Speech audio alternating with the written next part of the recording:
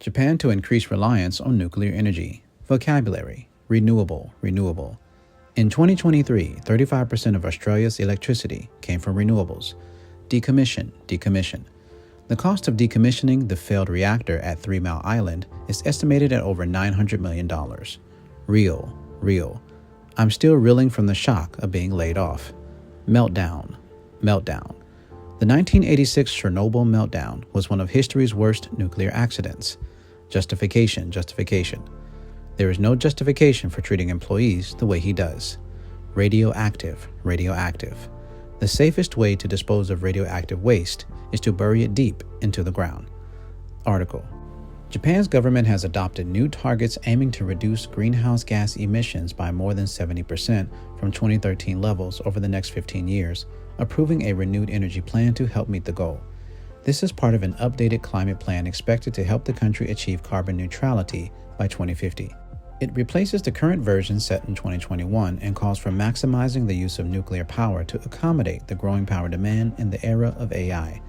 Japan aims to reduce carbon emissions by 60% by 2035 from the 2013 levels, and by 73% by 2040. Japan has previously set a 46% reduction target for 2030. The new energy plan says that nuclear power should account for 20% of Japan's energy supply in 2040, while expanding renewables to 40 to 50% from nearly 23% and reducing coal-fired power to 30 to 40% from nearly 70%.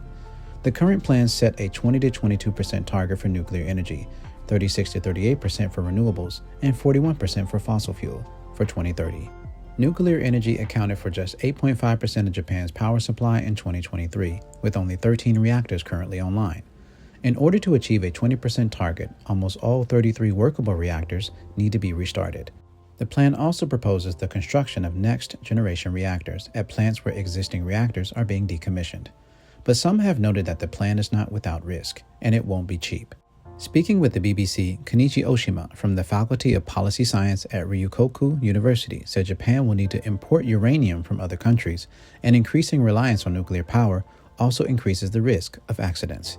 Japan is still reeling from the 2011 meltdown crisis at the Fukushima Daiichi power plant, the worst the world had experienced since Chernobyl in 1986.